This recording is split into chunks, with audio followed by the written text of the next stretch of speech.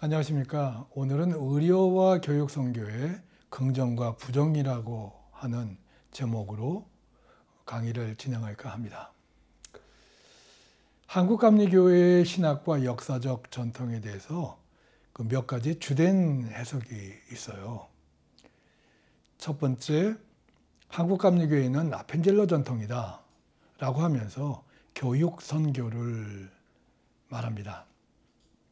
지난번에 말씀드린 대로 배제학당을 등장시키고요.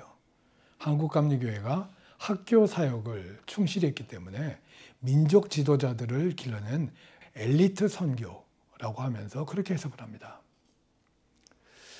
아펜젤러는 전통적인 장로교 집안 출신이었고요. 독일계였습니다. 이 1878년에 펜실베니아에 독일계 개혁교회 이민자들이 세운 프랭클린 앤 마셜 대학에 진학을 하죠. 여기서 머서스버그 신학이라고 하는 전형적인 장로교 신학을 배웁니다. 하이델베르그 요리 문답을 공부했고요. 교리 중심의 개혁교회 전통을 강조합니다. 성례전과 전통적인 엄격한 예배의식이 강조되고요. 그 당시에 미국을 휩쓸고 있었던 부흥운동에 대해서는 대단히 비판적이었습니다. 미국 장로교회 안에서 일어나고 있는 부흥운동이 감리교 운동이라고 하면서 맹렬하게 비판했던 학교입니다. 아펜젤러는 이것을 거절하죠. 그리고 이 학교 재학 중이던 1879년 4월에 이 학교를 떠나서 랭캐스터 소저의 제1감리교회로 적을 옮겼고요. 그리고 뉴저지 메디슨에 감리교 신학교인 두루 신학교에 진학을 합니다. 아펜젤러가 그렇게 썼습니다. 나는 할렐루야를 마음껏 외치고 싶었다. 프랭클린은 마셜 대학을 들어가기 2년 전에 18살 때에 이 자기 교회 담임자인 풀턴의 설교를 듣습니다. 그때 풀턴은 미국 전역을 휩쓸고 있었던 이 부흥운동의 은혜를 받았었고, 그래서 회심 체험을 강조하는 설교를 합니다. 그것을 듣는 순간에 아펜젤러가 자기의 가슴을 칩니다. 그리고 느끼기를 기독교의 복음은 기독교 교리에 대한 지적인 동의가 아니다. 성경의 말씀은 생생한 하나님의 음성이다. 진리를 습득하기 위한 엄격한 훈련이 아니라 그것을 뛰어넘는 자유롭고 활발한 영의 약동이다. 교리라고 하는 틀을 극복하는 것이고 인간이 만든 이성의 벽을 넘는 것이다. 복음은 더 이상 도덕적 순결이나 정의, 율법적 실천에만 머무르는 것이 아니다. 자동적으로 거듭남의 회심을 체험하는 것이다. 그렇게 고백을 합니다. 두 번째, 한국감리교회는 스크랜턴 전통을 말합니다. 그러면서 스크랜턴이 한국 민중선교의 교조이고 그리고 또한 민족운동의 선구자다. 그렇게 해석을 합니다. 그래서 상동교회의 전도기를 등장시키고요. 스크랜턴이 했던 의례선교, 곧 시병원이나 시역서를 연계시키고 한국의 민중신학의 원점으로 보는데, 또 이를 근거로 해서 태화관 등 한국 근대 사회복지 사업이나 여성운동, 1920년대에 나타났던 기독교 사회주의 활동의 근거로 삼습니다. 그리고 또한 미 북감리교회 동북아 선교감독인 해리스를 친일 선교사로 해석을 하고요. 스크랜턴이 이를 거절했다고 해석하면서 항일 민족주의적인 시각에서 스크랜턴을 바라보려고 합니다. 스크랜턴이 설립한 상동교회 에벗 청년회와 상동 청년학원 등이 구국운동이나 민족개몽운동의 선봉이었다고 보고 이를 스크랜턴과 연계시킵니다. 그리고 이것을 근거로 한국감리교회가 항일 운동을 했던 그러한 교회로 그렇게 삼으려고 합니다. 3.1운동, 상해 임시정부와 독립운동단체, 애국부인회 등의 감리교인들이 적극 참여했다. 이런 것을 확연하게 드러내려고 합니다. 그리고 이것을 민족적인 사회운동을 감리교회의 사명으로 부각을 시킵니다. 항일 민족주의의 정체성을 높이고요. 민족이나 국가적인 과제에 감리교회가 선도적인 역할을 해야 한다라고 주장을 합니다.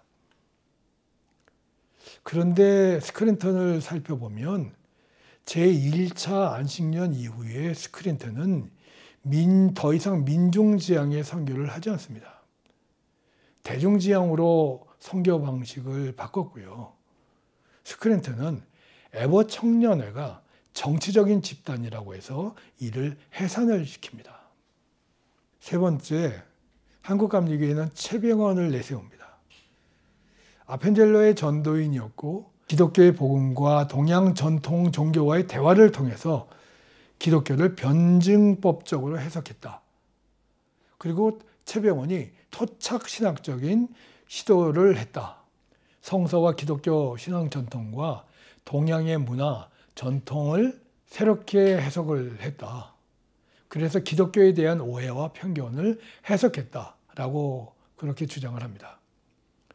이것을 근거로 해서 한국의 감리교회가 기독교를 민족문화와 전통, 종교 전통 속에서 뿌리를 내릴 수 있도록 했다.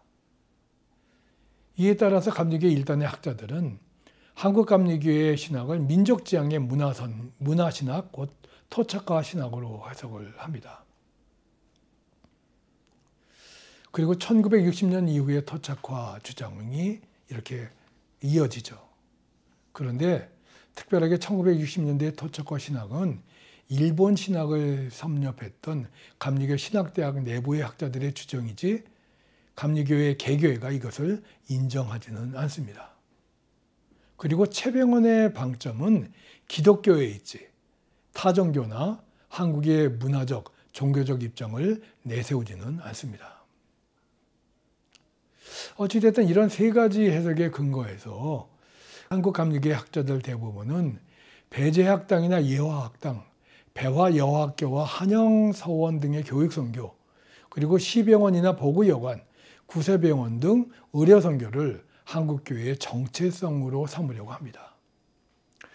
한국감리교회가 한국 근대교육과 의료사업의 요람이 되었던 것을 내세우고 한국감리교회가 한국의 근대 이데올로기를 선도했다라고 자랑을 합니다. 그런데 헐버트나 에비슨 등을 제외하고 초기 제한 선교사들 거의 대부분은 의료나 교육 선교를 일방적으로 긍정하지 않습니다. 왜냐하면 의료와 교육 선교를 복음 전도의 도구로 여겼기 때문입니다. 교회가 민족운동이나 독립운동에 참여하는 것에도 부정적이었습니다. 한국교회가 문화적 혹은 토착화적 영성이 있다라고 하는 주장도 개교의 역사를 살펴보면 그 근거는 희박합니다.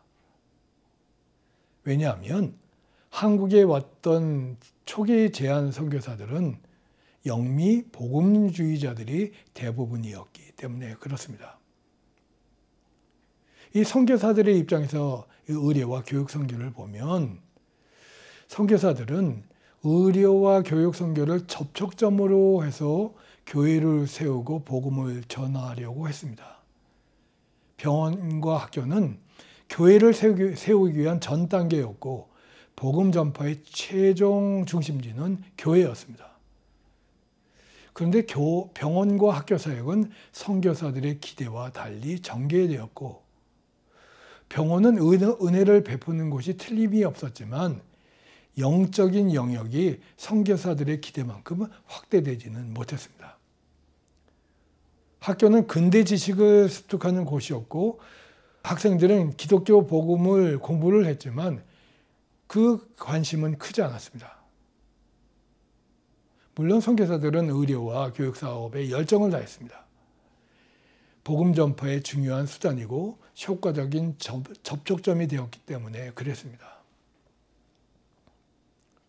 서구식 근대교육이 갖고 있는 힘이 입증되었기 때문에 조선정부도 선교사들이 만든 학교가 국권 수호에 천병을 만들어 줄 것이라고 기대를 했습니다. 기독교 학교야말로 국민들을 교화시킬 수 있는 보루라고 하는 의식도 조선 사회에 확산이 되었습니다. 기독교 근대화 교육이 문명 진보를 가져온다라고 하는 생각에 한국 사회가 공감을 했고요. 또 지난 시간에 말씀드린 대로 기독교 학교를 졸업하면 사회적인 위치가 보장된다라고 하는 기대에 많은 학생들이 이 기독교 학교를 찾은 것도 사실입니다. 그런 이유로 기독교 학교의 설립과 그 증가는 폭발적이었습니다. 1909년에 이르렀을 때 장로교에서 운영하는 학교는 719교에 달했고 학생 수는 17,200여 명에 달했습니다. 감리교에는 200여 개, 6,423명의 학생들이 있었습니다. 당시에 한국 정부가 운영하는 근대학교는 60여 개에 불과했습니다. 이런 통계를 봐서도 한국인들의 근대의식은 기독교를 통해서 일어났다고 해도 틀린 말은 아닙니다. 의료와 교육 선교에 긍정이 있고 부정적인 측면이 있습니다. 이 긍정적인 측면을 보면 이렇습니다. 우리 조선 일꾼들, 본래는 흰옷인데 그것이 때와 더러움으로 검어진 옷을 입은 모습, 땅보다 높다 할 것이 없는 누옥 같은 집들, 중국에선 아주 지저분해 보이던 집들이 조선의 음막 같은 시골 초가집에 비교해 보니 오히려 궁궐 같구나. 쌓여있는 오물에서 풍기는 역겨운 악취, 차마 볼 수 없는 가난, 무지, 멍청한 사람들, 헐벗은 사냐들, 이 모두가 다 지켜줄 리 없는 조선 사람의 애국심을 병들게 하기에 충분하구나. 절망스러운 탄식 말고는 웃음도 나오지 않는구나. 1895년 10년의 미국 생활을 마치고 윤치호가 돌아왔을 때 윤치호는 여전히 빈곤에 시달리고 있는 조국의 모습에 이렇게 가슴 아파합니다. 국가의 기강이 해이해졌고요. 신분 질서가 붕괴됩니다. 외국 상인들은 서울과 개항장에 몰려들어서 상업권을 점령해 나갑니다. 일본 화폐가 대대적으로 허용되고요. 무분별하게 동화를 찍어내면서 인플레이션이 촉발이 됩니다. 월급을 받지 못하는 지방의 관리들의 조세 수탈은 아주 기승을 부립니다. 백성들이나 농민들은 더욱더 가난해지고요. 중국, 러시아, 일본이 조선을 놓고 치열하게 각축을 벌입니다. 조선의 뼈대는 흔들렸고요. 그 앞날은 더욱더 혼미해지고 있었습니다. 윤치호가 그 모습을 보고 한탄을 하는 겁니다. 이런 시대적인 상황에서 기독교는 새로운 질서와 정당성, 그리고 새로운 근대 이데올로기를 제공합니다. 의료와 교육 선교가 그런 의식을 조선 사회에 준 것입니다. 1900년에 대한그리스도인 회보에 선교사 게일이 배제 학생들에게 훈시한 내용이 실려 있습니다. 내가 대한에 와서 여러 해 동안 살펴보니 대한 사람의 재주는 서양 사람과 비교해도 조금도 부족한 것이 없다. 다만 마음이 영악하지 못해 만일 어려운 일을 당하면 뜻이 풀려 감히 어쩌지 못하니 크게 개탄할 일이다. 우리 서양인들은 그렇지 않다. 어떤 어려운 일이 생기면 흥미를 더 내고 힘이 넘친다. 그 이치는 모두 성경에서 나온다. 게일은 어려운 일이 있을 때 그것을 극복하려는 태도가 없다고 배제 학생들을 비판합니다. 그리고 돈을 벌거나 생업을 가지지 않고 놀고 먹으려고 하는 한국인들의 게으른 태도를 지적합니다. 선교사들의 신앙에서 게으르다는 것과 생활력이 결여되어 왔다는 것은 죄악이나 다름이 없습니다. 청결과 위생이 중요했고요. 과학적 사고도 강했습니다. 건강한 노동과 엄격한 윤리의식이 가장 기초적인 규범입니다. 일하지 않고 노는 데만 몰두하고 있는 것, 술과 노름, 담배에 빠져 있는 것을 묵고하지 않습니다. 자립하지 않은 상태에서 이루어지는 조혼제도, 부정부패와 무거운 세금을 걷는 그러한 악습, 선교사들은 그것에 대해서 비판하고요. 그것을 극복해야 한다라고 주장을 합니다. 특별히 축첩은 성서가 금지하는 죄악입니다. 한국 최초의 그 장로로 피택을 받았던 그 세문안교의 한 인물이 바로 이 축첩 때문에 장로 자리에서 물러나야 했습니다. 엄격하게 이러한 것들을 금지시키죠. 남녀가 평등하다. 모든 인간은 하나님이 창조했다. 그래서 남녀를 같은 학문으로서 교육하며 동등권을 줘야 한다. 선교사들은 그렇게 주장을 합니다. 의례와 교육 선교를 통해서 성서의 세계관과 기독교 가치관을 전달을 하죠. 의례와 교육 선교는 주제학 선교의 세계관이 갖고 있는 부정적인 전통, 곧 신분 차별의 의식을 제거합니다. 노동을 천시하려고 하는 의식을 바꿉니다.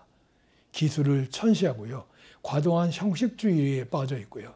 여성에 대한 비하하는 태도, 축접제도, 조혼제도, 조상숭배 의식 등을 극복할 수 있게 합니다. 인간의 생명이 존엄하고 엄중하다라고 하는 의식을 각인시켰고요. 모든 세상 사람들이 한 근원이다라고 하는 공동체 의식을 심어줍니다. 근대 국민국가를 담당할 사회적인 주체를 만들어냈고요. 근대 문화에 선구자들을 길러냅니다. 인간 평등의식과 타인에 대한 존엄의식을 각인시켰고요. 그래서 민주주의라고 하는 이념을 만들어내고 의식화시킵니다. 기독교 학교에서 공부한 사람들은 새로운 사회 세력을 형성을 하고요. 곳곳에 조직망을 이룹니다. 그리고 가장 영향력 있는 민족적 세력으로 자리를 잡습니다. 기독교계 인사들은 개인의 자유와 평등이라고 하는 부분을 자신의 신념으로 여겼고요. 이런 의식 아래 3.1운동을 주도합니다. 또한 상해 임시정부 그리고 대한민국이 민주공화국을 채택하는 데 중요한 영향력을 행사합니다.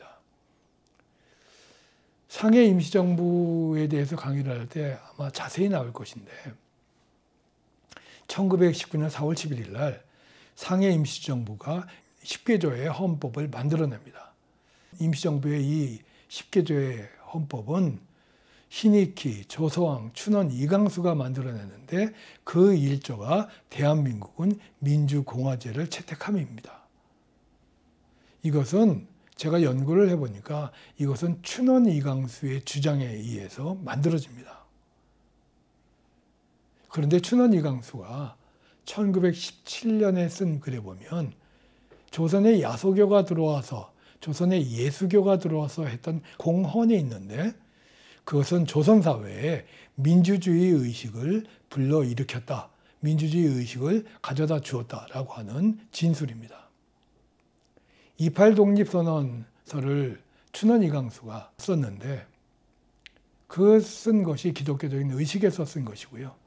그것이 상해 임시정부 헌법 제1조에 연결이 됐고요. 상해 임시정부 제1조는 대한민국 헌법 제1조가 되었습니다. 하나님이 애초부터 모든 인간에게 동일한 권리를 주셨다. 그런 이데올로기는 일본의 황도 정신과 억압적인 체제에 대한 저항 이론이 되었죠. 바로 의료 선교와 교육 선교가 그러한 것들을 만들어낸 겁니다.